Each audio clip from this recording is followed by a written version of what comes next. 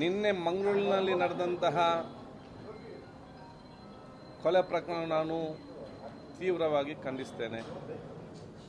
ಆ ದುಷ್ಕರ್ಮಿಗಳು ಯಾರೇ ಇದ್ದರೂ ಕೂಡ ಕಠಿಣವಾದ ಕ್ರಮವನ್ನು ಪೊಲೀಸ್ ಇಲಾಖೆ ಇವತ್ತು ಪತ್ತೆ ಹಚ್ಚಿ ಕಠಿಣವಾದ ಕ್ರಮವನ್ನು ಇವತ್ತು ಕೈಗೊಳ್ಳಬೇಕು.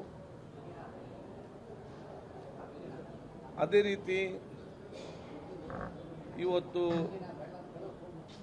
ಸಮಾಜದಲ್ಲಿ ಶಾಂತಿ ಸುವ್ಯವಸ್ಥೆಯನ್ನು ಕಾನೂನು ಸುವ್ಯವಸ್ಥೆಯನ್ನು ಕಾಪಾಡಲು ಕೂಡ ಇವತ್ತು ಪೊಲೀಸ್ ಇಲಾಖೆ ಸೂಕ್ತವಾದ ಕ್ರಮ ಕೈಗೊಳ್ಳಬೇಕೆಂದು ನಾನು ಈಗಾಗಲೇ ಸೂಚಿಸ್ತೇನೆ.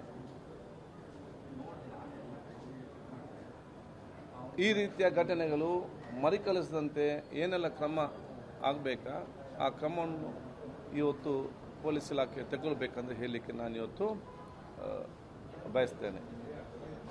ಇದು ಯಾವುದೇ ಒಂದು ಧರ್ಮದ ಮಟ್ಟದಲ್ಲಿ ಆಗುವಂಥ ವಿಚಾರ ಅಲ್ಲ.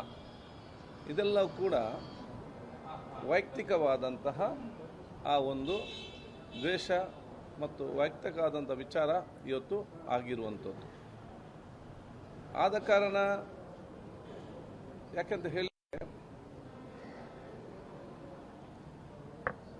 ಕೊಲ್ಲಲ್ಪಟ್ಟಂತಹ ಸುಹಾಸ್ ಶೆಟ್ಟಿ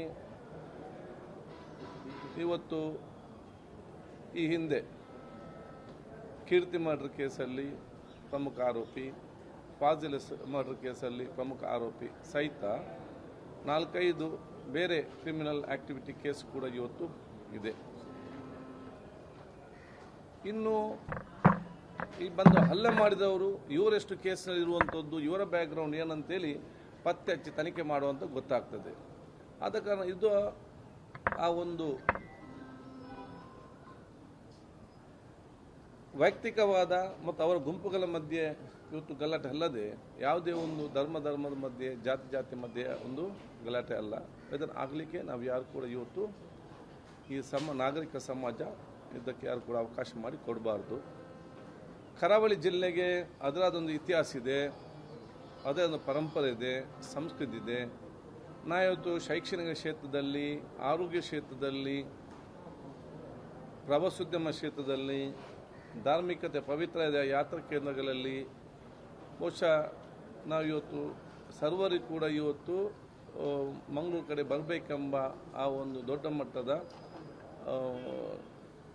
ಪ್ರೇರಣೆ ಕೊಡುವಂಥ ಒಂದು ಪ್ರದೇಶವಾಗಿದೆ. ಇಂಡಸ್ಟ್ರಿಯಲಿಸ್ಟ್ ಮತ್ತು ಈ ರಾಜ್ಯಕ್ಕೆ ಕೊಡುವಂಥ ಕೊಡುಗೆಯಲ್ಲಿ ಬೆಂಗಳೂರು ನಂತರ ಮಂಗಳೂರು ಇವತ್ತು ಪ್ರಮುಖವಾದ ಒಂದು ಮತ್ತು ಹೆಸರಾದ ಮತ್ತು ಅಭಿವೃದ್ಧಿ ಅಂತ ಜಿಲ್ಲೆ ಆಗಿದೆ. ಆದ ಕಾರಣ ನಮ್ಮ ಜಿಲ್ಲೆಯನ್ನು ನಾವು ಮುಂದೆ ತಗೊಂಡು ಹೋಗಲಿಕ್ಕೆ ಎಲ್ಲ ಊರಿನ ಸರ್ವ ಜನರು ಕೂಡ ತಮ್ಮ ಸಹಕಾರ ಕೊಡಬೇಕು. ನಮ್ಮ ಜಿಲ್ಲೆಯನ್ನು ಹಿಂದಕ್ಕೆ ತಗೊಂಡು ಹೋಗುವಂಥ ಯಾವುದೇ ಅವಕಾಶವನ್ನು ಯಾವುದೇ ನಾಗರಿಕ ಸಮಾಜ, ಕರಾವಳಿ ಪ್ರದೇಶದ ಸರ್ವಧರ್ಮದ ಜನರು, ಎಲ್ಲ ಸಂಘ ಸಂಸ್ಥೆಗಳು ಇವತ್ತು